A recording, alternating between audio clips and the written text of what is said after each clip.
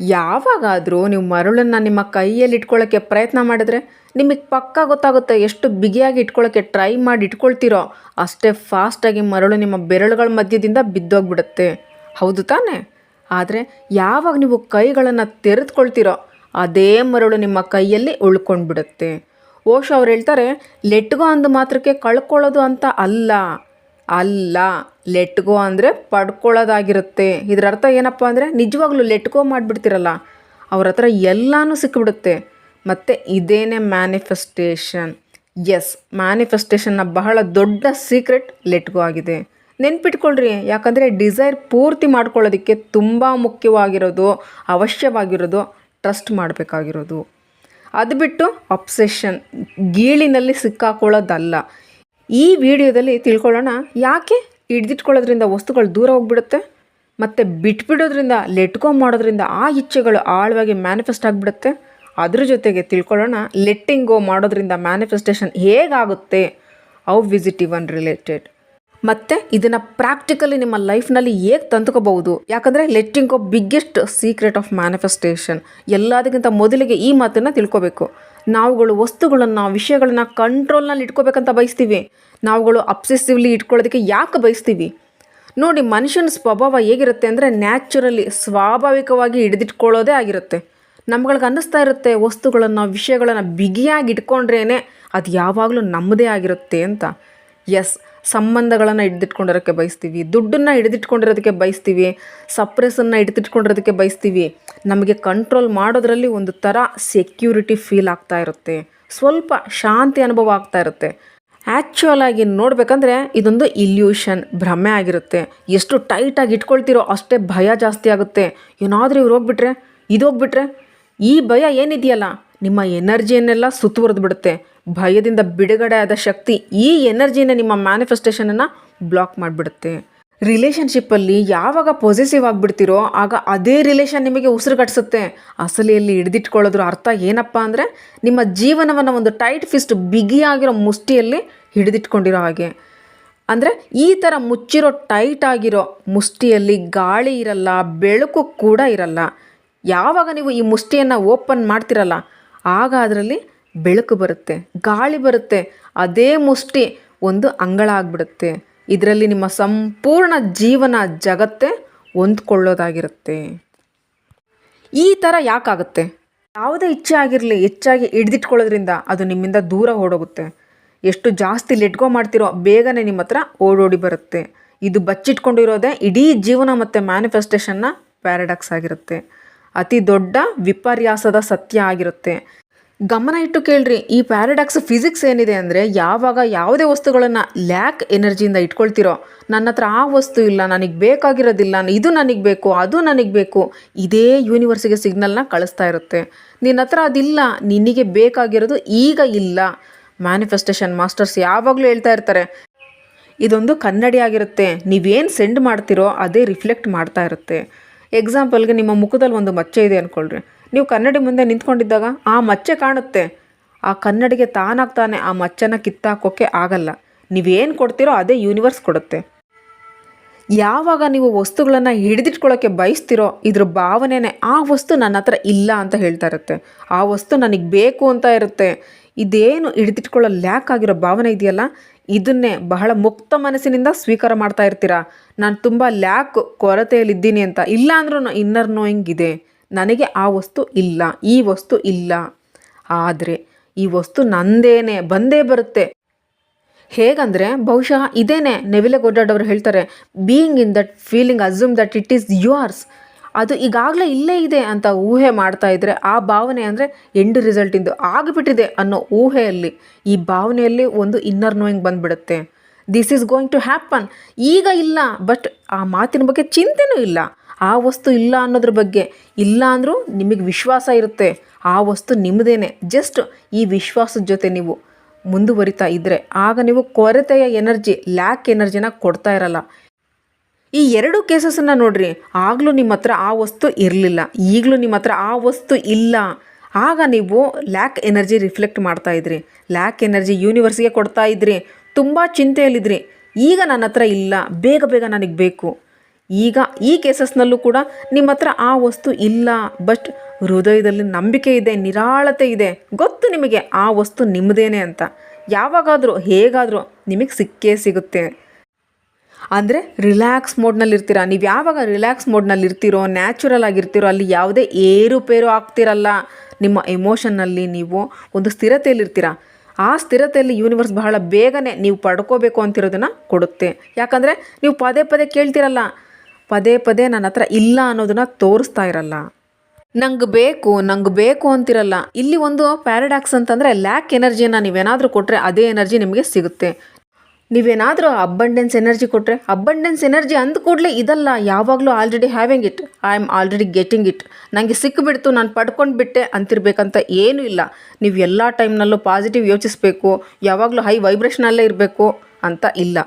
ಅಬ್ಬಂಡೆನ್ಸ್ನ energy ಅರ್ಥ ಏನಂದರೆ, ನಿಮ್ಮ ಒಳಗೆ ಇಲ್ಲ ಅಂದ್ರೂ ಆ ನೋಯಿಂಗ್ ಇದೆ, ಅದು ನಿಮ್ಮದೇನೆ, ಬಂದೇ ಬರುತ್ತೆ ಅನ್ನೋ ಆಳವಾದ ಭಾವನೆ, ನಂಬಿಕೆ ಆಗಿರುತ್ತೆ.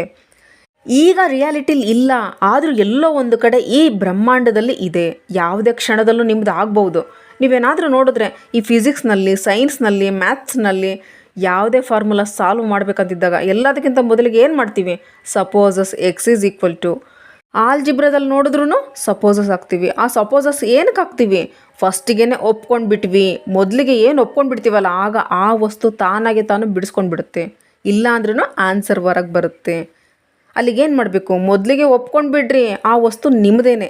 ಯಾವಾಗ ಒಪ್ಕೊಂಡು ಬಿಡ್ತೀವಲ್ಲ ನಿಮಗೆ ಸಿಕ್ಕಿಬಿಡುತ್ತೆ. ಈ ಮಾತನ್ನು ಒಂದು ಸಲ ಒಪ್ಕೊಂಡು ನೋಡ್ರಿ. ಈ ಬ್ರಹ್ಮಾಂಡ ನಮ್ಮನ್ನು ಕೇಳಿಸ್ಕೊಳ್ತಾ ಇದೆ. It is always working in my favour. ವಿಷಯಗಳು ಅದಾಗದೇ ಆಗೋಕ್ಕೆ ಸ್ಟಾರ್ಟ್ ಆಗುತ್ತೆ. ಓಶ್ ಅವರು ಇದನ್ನೇ ಹೇಳ್ತಾರೆ, ನೀವು ಬಿಟ್ಟಿದ ಕೂಡಲೇ ಆ ಅಬ್ಸೆಷನ್ಗೆ, ಆ ಇಚ್ಛೆಗಳು ನಿಮ್ಮ ಹತ್ರ ತಾನಾಗ್ತಾನೆ ಓಡೋಡಿ ಬರುತ್ತೆ ಅಂತ. ಲೆಟ್ಟಿಂಗ್ ಗೋನ ಆ್ಯಕ್ಚುಲಿ ಅರ್ಥ ಏನು? ಇದನ್ನು ಅರ್ಥ ಮಾಡ್ಕೊಳ್ಳೋದು ತುಂಬ ಮುಖ್ಯವಾಗಿರುತ್ತೆ.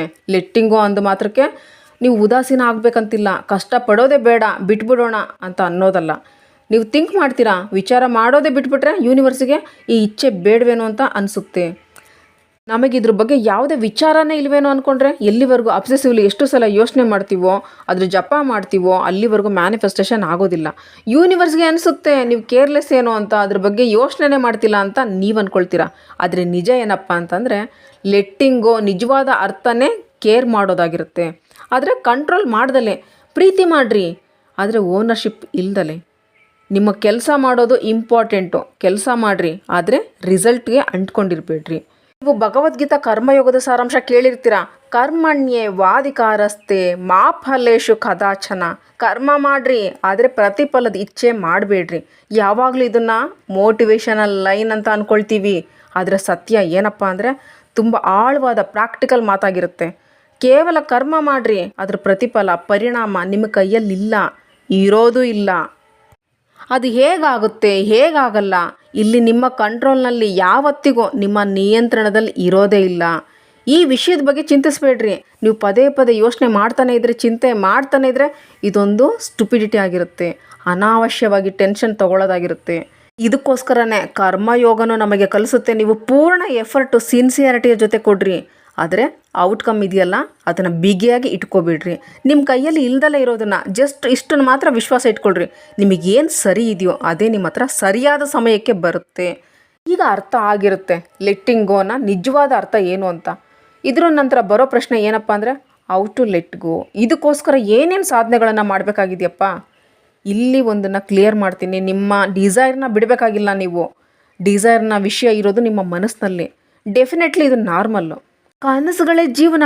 ನಾವುಗಳು ಬಿಡಬೇಕಾಗಿರೋದು ಅದರ ಎಕ್ಸ್ಪೆಕ್ಟೇಷನ್ಸನ್ನು, ಆ ಅಬ್ಸೆಷನನ್ನು. ಅಂದರೆ ಯಾವಾಗ ಪೂರ್ತಿ ಆಗುತ್ತೆ, ಹೇಗೆ ಪೂರ್ತಿ ಆಗುತ್ತೆ ಅನ್ನೋದನ್ನು ಬಿಡಬೇಕು. ಇದು ಯಾವಾಗ ಪಾಸಿಬಲ್ ಆಗುತ್ತೆ ಅಂದರೆ, ಯಾವಾಗ ನಿಮ್ಮನ್ನು ಖುದ್ದಾಗಿ ಪ್ರೆಸೆಂಟ್ ಮೂಮೆಂಟಿಗೆ ಅಬ್ಸರ್ವ್ ಮಾಡ್ಕೊಳ್ತಿರೋ ಆಗ. ಈ ಪರ್ಟಿಕ್ಯುಲರ್ ಮೂಮೆಂಟ್ನಲ್ಲಿ ಕೇಳುವಾಗ ಅಂದರೆ ಲೈವ್ ಇನ್ ದ ಮೂಮೆಂಟ್ ಪ್ರೆಸೆಂಟ್ನಲ್ಲಿರೋದು ಬಹಳ ಸುಲಭ ಅನಿಸುತ್ತೆ, ಮತ್ತು ತುಂಬ ಮೋಟಿವೇಶನಲ್ ಲೈನ್ ಅಂತಲೂ ಅನಿಸುತ್ತೆ. ಆದರೆ ನಿಜ ಹೇಳಬೇಕಂದ್ರೆ ಇದೊಂದು ಅಸಲಿಯಲ್ಲಿ ಒಂದು ಸ್ಕಿಲ್ ಆಗಿರುತ್ತೆ. ಇದು ವಿತೌಟ್ ಪ್ರಾಕ್ಟೀಸ್ ಬರೋದೇ ಇಲ್ಲ. ಮೈಂಡ್ಗೆ ಟ್ರೈನ್ ಮಾಡ್ತಾ ಇರಬೇಕಾಗುತ್ತೆ. ಪದೇ ಪದೇ ಫ್ಯೂಚರು ಪಾಸ್ಟು ಅನ್ನೋ ಓಡಾಟದಲ್ಲಿ ವಾಪಸ್ ಬಂದು ಈ ಕ್ಷಣದಲ್ಲಿ ಸ್ಟೇ ಆಗ್ರಿ. ಇದಕ್ಕೋಸ್ಕರ ಏನು ಮಾಡಬೇಕಂದ್ರೆ, ಹೇಗೆ ಪ್ರಾಕ್ಟೀಸ್ ಮಾಡೋದಂದರೆ ಬಹಳನೇ ಸುಲಭ. ನೀವು ಅವೇರ್ನೆಸ್ಸನ್ನು ತಂದ್ಕೋಬೇಕಾಗುತ್ತೆ. ಅವೇರ್ನೆಸ್ ಬರೋದೇ ಮೆಡಿಟೇಷನ್ನಿಂದ, ಮೈಂಡ್ಫುಲ್ನಿಂದ. ಮೆಡಿಟೇಷನ್ನ ಅರ್ಥ ಏನಪ್ಪ ಅಂದರೆ, ನೀವು ಯಾವಾಗಲೂ ಕಣ್ಣುಗಳನ್ನು ಮುಚ್ಕೊಂಡು ಆಳವಾದ ಧ್ಯಾನದ ಸಾಧನೆ ಮಾಡಬೇಕು ಅಂತ ಇಲ್ಲ. ನಿಮಗೆ ಮೆಡಿಟೇಷನ್ನ ಫಾರ್ಮುಲಾ ಐಡಿಯಾಗಳು ಇಷ್ಟ ಆಗಲ್ಲ ಅಂದರೆ ಆಗಲೂ ಕೂಡ ನೀವು ಸಣ್ಣ ಸಣ್ಣ ವಿಧಾನದಲ್ಲಿ ದಿನಪೂರ್ತಿ ಇದನ್ನು ಮಾಡ್ಬೋದು. ವಾಸ್ತವದಲ್ಲಿ ಅವೇರ್ನೆಸ್ ಪ್ರಾಕ್ಟೀಸ್ ಇಟ್ಕೋಬಹುದು. ಹೇಗಂದರೆ ದಿನದಲ್ಲಿ ಯಾವಾಗಾದರೂ 5 ನಿಮಿಷ ಆರಾಮಾಗಿ ಕೂತ್ಕೊಳ್ರಿ. ಬೇಕಾದರೆ ಒಂದು ಕಪ್ಪು ಟೀ ಇಲ್ಲ ಕಾಫಿ ಇಲ್ಲ ನೀರು ಏನಾದರೂ ತೊಗೊಳ್ರಿ, ಜಸ್ಟ್ ಕೂತ್ಕೊಳ್ರಿ. ಫೋನ್ ಬೇಡ, ಕೇವಲ ಅಬ್ಸರ್ವ್ ಮಾಡಿರಿ. ಹೇಗೆ ಬರುತ್ತೆ, ಹೇಗೆ ಹೋಗುತ್ತೆ. ನೀವು ನಿಜವಾಗ್ಲೂ ನೋಟಿಸ್ ಮಾಡ್ತೀರಾ, ಒಂದು ಥಾಟ್ ಬರುತ್ತೆ, ಇನ್ನೊಂದು ಬರುತ್ತೆ, ನಂತರ ಒಂದು ಇಡೀ ಹಿಂಡು ಬಂದುಬಿಡುತ್ತೆ. ಮೆಟ್ರೋ ಗೇಟ್ ಓಪನ್ ಆದ ಕೂಡಲೇ ಕಾಣಿಸ್ಕೊಳ್ಳೋ ಜನಗಳು ಒಟ್ಟಿಗೆ ಒಳಗೋಗೋಕ್ಕೆ ಪ್ರಯತ್ನ ಪಡ್ತಾ ಇರ್ತಾರಲ್ಲ, ಇದೇ ಥರ ಆಲೋಚನೆಗಳು ಒಟ್ಟಿಗೆ ಸೇರೋಕ್ಕೆ ಪ್ರಯತ್ನಿಸ್ತವೆ. ಆಲೋಚನೆಗಳು ನಿಮ್ಮ ಮೈಂಡನ್ನು ಖಾಲಿ ಆಗಿರೋಕ್ಕೆ ಬಿಡಲ್ಲ. ಹೇಗಂದರೆ ಒಂದು ಸಣ್ಣ ಥಾಟ್, ಒಂದೇ ಒಂದು ಡಿಸೈರ್ ರೂಪದಲ್ಲಿ ನಿಮಗೆ ಚಾಕ್ಲೇಟ್ ತಿನ್ನೋಕ್ಕೆ ಮನಸ್ಸಾಗ್ತಾ ಇದೆ. ಇದೊಂದು ನಿಮ್ಮ ಡಿಸೈರ್ ಆಗಿರುತ್ತೆ. ತಕ್ಷಣ ನೋಡ್ತೀರಾ, ಈ ಡಿಸೈರು ನಿಮ್ಮನ್ನು ಪಾಸ್ಟಿಗೆ ಕರ್ಕೊಂಡು ಹೋಗುತ್ತೆ. ಯಾವಾಗಲೂ ಸ್ಕೂಲ್ನಲ್ಲಿ ಫ್ರೆಂಡ್ಸ್ ಜೊತೆ ಹೇಗೆ ಚಾಕ್ಲೇಟನ್ನು ಎಂಜಾಯ್ ಮಾಡ್ತಾ ಇದ್ರಿ, ಮತ್ತು ಇದೇ ಸೇಮ್ ಡಿಸೈರು ನಿಮ್ಮನ್ನು ಫ್ಯೂಚರ್ಗೂ ಕರ್ಕೊಂಡೋಗುತ್ತೆ. ನೀವು ಹೇಗೆ ನಿಮ್ಮ ಜೀವನದ ಸಂಗಾತಿ ಜೊತೆ ಇಲ್ಲ ನಿಮ್ಮ ಚಿಕ್ಕ ಮಗುವಿನ ಜೊತೆ ಚಾಕ್ಲೇಟನ್ನು ಶೇರ್ ಮಾಡ್ಕೊಳ್ತಾ ಇದ್ದೀರಾ ಅನ್ನೋ ಹಾಗೆ ಅಲ್ಲಿಗೊಂದು ಸಣ್ಣದಾದ ಇಚ್ಛೆ ತಕ್ಷಣಕ್ಕೇ ಫಾಸ್ಟ್ ಮತ್ತು ಫ್ಯೂಚರ್ಗೆ ಕರ್ಕೊಂಡೋಗುತ್ತೆ. ಇದ್ರ ಸಂತೆಯಲ್ಲೇ ಎಳ್ಕೊತಾನೆ ಇರುತ್ತೆ. ಹೇಗಂದರೆ ನೀವು ಮಧ್ಯದಲ್ಲಿರ್ತೀರ, ಆ ಸೈಡಿಂದ ಒಬ್ಬರು ಈ ಸೈಡಿಂದ ಇನ್ನೊಬ್ಬರು ಎಳಿತಾ ಇರೋ ಹಾಗೆ. ಯಾವಾಗ ನೀವು ಅವೇರ್ ಆಗಿರ್ತೀರೋ, ಈಗ ನನ್ನ ಮೈಂಡು ಎಕ್ಸೆಪ್ಷನಲ್ಲಿ ಅಂದರೆ ಪ್ರಸ್ತುತ ನಿರೀಕ್ಷೆಗಳಲ್ಲಿ ಸಿಕ್ಕಾಕೊಂಡಿದೆ, ನಾನು ಬಿಟ್ಕೊಡೋಕ್ಕಾಗ್ತಿಲ್ಲ. ಆ ಪರ್ಟಿಕ್ಯುಲರ್ ಮೂಮೆಂಟ್ನಲ್ಲಿ ಆ ಥಾಟ್ ನಿಮ್ಮ ಹೋಲ್ಡ್ ಕಳ್ಕೊಂಡ್ಬಿಡುತ್ತೆ. ಅವೇರ್ನೆಸ್ ಎಷ್ಟು ಪವರ್ಫುಲ್ ಅಂದರೆ, ನೀವು ಅವೇರ್ ಆದ ಕೂಡಲೇ ನಿಮ್ಮ ಥಾಟ್ ಏನೇನು ಬರ್ತಾ ಇತ್ತೋ ಏನಾಗ್ತಿದೆ ಅಂದರೆ, ನೀವು ನಿಮ್ಮ ವಿಚಾರಗಳನ್ನು ನೋಡೋಕ್ಕೆ ಗಮನಿಸೋಕ್ಕೆ ಪ್ರಾರಂಭಿಸಿದ ಕೂಡಲೇ ನಿಮ್ಮ ವಿಚಾರಗಳು ನಿಮ್ಮನ್ನು ನೋಡುತ್ತೆ.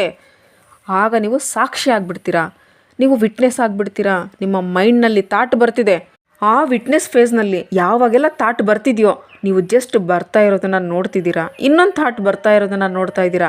ಆ ವಿಟ್ನೆಸ್ ಫೇಸ್ನಲ್ಲಿ ನಿಮ್ಮ ಏನೇನು ವಿಚಾರಗಳಿದೆಯೋ ಅದೆಲ್ಲ ಡಿಸಾಲ್ವ್ ಆಗಿಬಿಡುತ್ತೆ.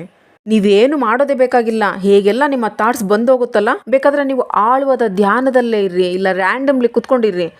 ಆ ಟೈಮ್ ಆಗಿರುತ್ತೆ ಅಂದರೆ ನೀವು ಸ್ವಲ್ಪ ನೋ ಮೈಂಡ್ ಸ್ಟೇಟ್ನಲ್ಲಿಗೆ ಹೋಗ್ಬಿಡ್ತೀರಾ. ದೊಡ್ಡ ಕ್ಷಣಿಕ ಆಗಿರುತ್ತೆ. 1 ಸೆಕೆಂಡ್ ಆಗಿರ್ಬೋದು, 2 ಸೆಕೆಂಡ್ ಕೂಡ ಆಗಿರ್ಬೋದು. ಹೇಗೆ ನಿಮ್ಮ ಪ್ರಾಕ್ಟೀಸ್ ಜಾಸ್ತಿ ಆಗುತ್ತೋ ಹಾಗೆ ಈ ಟೈಮಿಂಗ್ಸ್ ಕೂಡ ಹೆಚ್ಚಾಗ್ತಾ ಇರುತ್ತೆ. 2 ಸೆಕೆಂಡ್ನಿಂದ 10 ನಿಮಿಷದವರೆಗೂ ಹೋಗ್ಬೋದು. ಆ ಶೂನ್ಯತೆ, ಆ ಮನಸ್ಸಿನ ಭಾವನೆ ಇರುತ್ತಲ್ಲ, ಇದೇ ಆ್ಯಕ್ಚುಯಲ್ ಆಗಿ ಮ್ಯಾನಿಫೆಸ್ಟೇಷನ್ನ ಗ್ರೌಂಡ್ ಆಗಿರುತ್ತೆ. ನೀವು ಈ ಥರ ಅರ್ಥ ಮಾಡ್ಕೋಬೋದು. ಆ ಫೀಲ್ಡ್ ಆಗಿರುತ್ತೆ ನಿಮ್ಮ ಮ್ಯಾನಿಫೆಸ್ಟೇಷನ್ದು, ಅದೇ ಕನೆಕ್ಷನ್ ಆಗಿರುತ್ತೆ. ಈ ಕನೆಕ್ಷನ್ಗಾಗಿಯೇ ಡಿಫ್ರೆಂಟ್ ಟೂಲ್ನ ಯೂಸ್ ಮಾಡ್ತೀವಿ. ಒಂದು ಸಲ ಜಪ ಮಾಡ್ತೀವಿ, ಇನ್ನೊಂದು ಸಲ ವಿಜುವಲೈಸ್ ಮಾಡ್ತೀವಿ, ಇನ್ನೊಂದು ಸಲ ಸ್ಕ್ರಿಪ್ಟಿಂಗ್ ಮಾಡ್ತೀವಿ. ಹೀಗೆ ನಿಮಗೇನಾದರೂ ಸಿಂಪಲ್ಲಾಗಿ ನಿಮಗೆ ನೀವು ಕೇವಲ ಈ ಅವೇರ್ನೆಸ್ಸನ್ನು ಪ್ರಾಕ್ಟೀಸ್ ಮಾಡಿದ್ರೆ ಆ ಪರ್ಟಿಕ್ಯುಲರ್ ಸ್ಟೇಟ್ಗೆ ತೊಗೊಂಡೋಗ್ಬೋದು. ನೋ ಮೈಂಡ್ ಸ್ಟೇಟಿಗೆ ಇದಕ್ಕಿಂತ ಅರ್ಥಪೂರ್ಣ ಬೇರೆ ಯಾವುದೂ ಇಲ್ಲ. ಇನ್ನು ಈ ಅವೇರ್ನೆಸ್ಸನ್ನು ಪ್ರಾಕ್ಟೀಸ್ ಮಾಡೋದಕ್ಕೇ ನೀವು ಏನು ಮಾಡಬೇಕಾಗಿಲ್ಲ, ಜಸ್ಟ್ 5 ನಿಮಿಷ ಬಿಡು ಮಾಡ್ಕೊಳ್ರಿ. ಕೈಯಲ್ಲಿ ನೀರು ಇಲ್ಲ ಟೀ, ನಿಮಗಿಷ್ಟ ಏನಾದರೂ ತೊಗೊಳ್ರಿ. ತುಂಬ ಜನಗಳಿಗೆ ಡಿಸ್ಟರ್ಬೆನ್ಸು ಇಲ್ದಲೇ ಇರೋದು ಅಂದರೆ ಬೆಳಗ್ಗೆನೇ ಆಗಿರುತ್ತೆ. ಏನು ಮಾಡಬೇಡ್ರಿ, ನೀವು ಕುಡಿಯೋ ಕಾಫಿ ಟೀನ ಏನು ತಗೊಳ್ತೀರೋ ಅದನ್ನು ಸಿಪ್ ಬೈ ಸಿಪ್ ತಗೊಳ್ರಿ. ಜಸ್ಟ್ ಅಲ್ಲೇ ಇರಿ, ಅವೇರ್ ಆಗಿರ್ರಿ. ಜಸ್ಟ್ ಥಾಟ್ ಬರುತ್ತೆ ಹೋಗುತ್ತೆ, ನೋಡ್ತಾನೆ ಇರಿ. 1 ಸೆಕೆಂಡು, 2 ಸೆಕೆಂಡು, ಒಂದು ಮೂಮೆಂಟ್ ಬರುತ್ತೆ, ನಿಮಗೆ ಫೀಲ್ ಆಗುತ್ತೆ ನೋ ಮೈಂಡ್. ಬಹುಶಃ ಇದೇ ನಿಮ್ಮ ಮೆಡಿಟೇಷನ್ ಕೂಡ ಆಗ್ಬೋದು, ನಿಮ್ಮ ಮ್ಯಾನಿಫೆಸ್ಟೇಷನ್ ಪಾಯಿಂಟ್ ಆಗ್ಬೋದು. ಅದು ಕೂಡ ಪ್ರತಿದಿನ ನೀವು ಏನೇನು ಬಯಸ್ತಿರೋ ಅದೆಲ್ಲ ಆಗುತ್ತೆ. ಎಲ್ಲನೂ ತಕ್ಷಣವೇ ಆಗಿಬಿಡುತ್ತೆ ಅಂತ ಹೇಳ್ತಾ ಇಲ್ಲ. ನೀವು ಹೇಗೆ ಅಂದ್ಕೊಳ್ತೀರೋ ಹಾಗೇ ಆಗುತ್ತೆ. ನೀವು ಎಂಡ್ ಆಫ್ ದಿ ಡೇ ಯಾವಾಗಲೂ ಫೀಲ್ ಆಗುತ್ತೆ, ಅರೆ ನಾನು ಅಂದ್ಕೊಂಡಿದ್ದಾಗ್ಬಿಡ್ತು, ಒಳ್ಳೆ ವಿಷಯನೇ. ಬಟ್ ನೀವು ಅಂದ್ಕೊಂಡಿದ್ರಿ, ಅದು ಆಗಿಲ್ಲ, ಆದರೂ ನೀವು ಅಂದ್ಕೊಂಡಿದ್ದಕ್ಕಿಂತ ಹೆಚ್ಚಾಗೇ ಆಗಿರುತ್ತೆ. ಆಗ end of the day peace ಆಗಿಬಿಟ್ಟಿರ್ತೀರ. ನಿಮಗೆ ಗೊತ್ತಾಗುತ್ತೆ ನಿಮ್ಮ ಮ್ಯಾನಿಫೆಸ್ಟೇಷನ್ ಆಗ್ತಾ ಇದೆ ಅಂತ. ಆಗಿಲ್ಲ ಅಂದಾಗಲೂ ಅದಕ್ಕಿಂತ ಬೆಟರ್ ಆಗೋದ್ರಲ್ಲಿರುತ್ತೆ. ನೋಡಿರಿ, ಮ್ಯಾನಿಫೆಸ್ಟೇಷನ್ ಆಗಲಿ ಜೀವನ ಆಗಲಿ ಎರಡರ ಸಾರನೂ ಒಂದೇನೆ. ಎಸ್, ಒಂದೇನೆ. ಹೇಗಂದರೆ ಜಸ್ಟ್ ಫ್ಲೋನಲ್ಲಿ ಬಂದುಬಿಡೋದು. ಇದನ್ನೇ ಜೈನಿಸಮ್ನಲ್ಲಿ ನಿಯಮದಿಂದ ನಡೆಯೋದು ಅಂತಾರೆ. ಇದನ್ನೇ ನಾವುಗಳು ಋತುಗಳು ಬಂದೋಗ ಹಾಗೆ ಅಂತ ಹೇಳ್ತೀವಿ. ಬಿಸಿಲು ಬರುತ್ತೆ, ಮಳೆ ಬರುತ್ತೆ, ಚಳಿ ಬರುತ್ತೆ, ಹಾಗೆಲ್ಲ ನೀವು ರೆಸಿಸ್ಟ್ ಮಾಡಲ್ಲ. ಯಾಕಂದರೆ ನಿಮಗೆ ಗೊತ್ತು ಇದು ಚಕ್ರ ಅಂತ. ಪ್ರತಿ ಸಲ ಪ್ರತಿ ವರ್ಷ ಹೀಗೇ ಆಗೋದು, ಆ ಫ್ಲೋನಲ್ಲಿ ಹರಿಯುತ್ತೆ. ಅದೇ ಥರನೇ ಸುಖ ದುಃಖದ ಚಕ್ರ ಕೂಡ ನಮ್ಮ ಲೈಫ್ನಲ್ಲಿ ಬರ್ತಾ ಇರುತ್ತೆ. ಸುಖ ಬರುತ್ತೆ, ಸುಖ ಆದಮೇಲೆ ದುಃಖ ಬರುತ್ತೆ, ದುಃಖ ಆದಮೇಲೆ ಅದೇ ಸುಖ ಮತ್ತೆ ಬರುತ್ತೆ. ಇದು ನಡೀತಾನೇ ಇರುತ್ತೆ. This is a very life long cycle. ಜೀವನದ ಪೂರ್ತಿ ಅವಧಿಯ ಚಕ್ರ. ನೀವು ಅದ್ರ ಫ್ಲೋನಲ್ಲಿ ನಡೆದಾಗ, ಇಡೀ ಜೀವನ ನಿಮ್ಮ ಅರಿವಿನೊಂದಿಗೆ ಹೋದಾಗ ನಿಮಗೆ ಬೇಕಾಗಿರೋದೆಲ್ಲ ಮತ್ತೆ ನೀವು ಬಯಸೋದಕ್ಕಿಂತ ತುಂಬಾ ಒಳ್ಳೆಯ ಸಂಗತಿಗಳು ನಡಿಬೋದು ಅಂತ ಅರ್ಥ ಮಾಡ್ಕೊಳ್ತಾ ಮುಂದೆ ಹೋಗೋಣ. ನೀವು ಅಂದ್ಕೊಂಡಿದ್ದೇ ಆಗುತ್ತೆ. ಜಸ್ಟು ನಿಮಗೆ ಲೆಟ್ಗೋದು ಒಂದು ಸ್ಕಿಲ್ ಬಂದರೆ ಸಾಕು. ಇದೊಂದು ಆರ್ಟ್. ಮ್ಯಾನಿಫೆಸ್ಟೇಷನ್ ಕೂಡ ಆರ್ಟ್. ಒಂದು ನ್ಯಾಕ್, ಒಂದು ಸ್ಕಿಲ್ ಕೇವಲ ಪ್ರಾಕ್ಟೀಸ್ನಿಂದ ಮಾತ್ರನೇ ಬರೋದು. ಮತ್ತು ಲೆಟ್ಟಿಂಗ್ ಗೋ ಕೂಡ ಒಂದು ಆರ್ಟ್. ಇದು ಕೂಡ ಪ್ರಾಕ್ಟೀಸ್ನಿಂದನೇ ಬರೋದು. ಲೆಟ್ಟಿಂಗ್ ಗೋ ಪ್ರಾಕ್ಟೀಸ್ಗೆ ಎಲ್ಲದಕ್ಕಿಂತ ಸರಳವಾಗಿರೋ ವಿಧಾನನ ತಿಳಿಸಿದ್ದೀನಿ. Be in the present moment. ಇದಕ್ಕೋಸ್ಕರನೇ ಏನು ಮಾಡೋ ಹಾಗಿಲ್ಲ. ನೀವು ಏನು ಮಾಡ್ತಾ ಇರ್ತೀರೋ, ಕೆಲಸ ಮಾಡ್ತಾ ಇರಲಿ, ಊಟ ಮಾಡ್ತಾ ಇರಲಿ, ಆ ಕ್ಷಣದಲ್ಲಿ ಇದ್ದು ಮಾಡಿ. ಅವೇರ್ ಆಗಿರ್ರಿ. ಥಾಟ್ ಬರ್ತಿದೆ ಹೋಗ್ತಿದೆ, ಬರ್ತಿದೆ ಹೋಗ್ತಿದೆ. ಇದು ಮಾಡ್ತಾ ಇದ್ದಾಗ ನಿಮಗೆ ಗೊತ್ತೇ ಆಗಲ್ಲ. ಥಾಟ್ ಬರೋದು ಹೋಗೋದು. ಯಾವಾಗ ನಿಲ್ಲಿದ ಕೂಡಲೇ ನಿಮ್ಮ ಮ್ಯಾನಿಫೆಸ್ಟೇಷನ್ ಆಗಿಬಿಡ್ತು. ಮ್ಯಾನಿಫೆಸ್ಟೇಷನ್ ಏನು ರಾಕೆಟ್ ಸೈನ್ಸ್ ಅಲ್ಲ, ಸಿಂಪಲ್ ಆಗಿರೋ ಮಾತು. ಐ ಹೋಪ್ ಈ ಲೆಟ್ಟಿಂಗ್ ಗೋ ಕಾನ್ಸೆಪ್ಟ್ ಕ್ಲಿಯರ್ ಆಗಿದೆ ಅಂದ್ಕೊಳ್ತೀನಿ. ಯಾಕಂದರೆ ನಾನು ಬಹಳ ಸುಲಭ ಆಡು ಭಾಷೆಯಲ್ಲೇ ಟಿಪಿಕಲ್ ಮತ್ತು ಕಾಂಪ್ಲಿಕೇಟೆಡ್ ವಿಷಯಗಳನ್ನ ತಿಳಿಸೋಣ ಅಂತ ಪ್ರಯತ್ನ ಮಾಡಿದ್ದೀನಿ. ಇದೇ ನನ್ನ ಪ್ರಯತ್ನ ಆಗಿರುತ್ತೆ. ಈ ದಿನಾನು ಲೆಟ್ಟಿಂಗ್ ಗೋ ಬಗ್ಗೆ ಪ್ರಯತ್ನ ಮಾಡಿದ್ದೀನಿ. ಹೇಗಿತ್ತು ವಿಡಿಯೋನ ನೋಡಿರಿ. ಏನಾದರೂ ಕ್ವಶನ್ಸ್ ಇದ್ದರೆ ಕಮೆಂಟ್ ಮಾಡಿರಿ. Thank you. Think about it.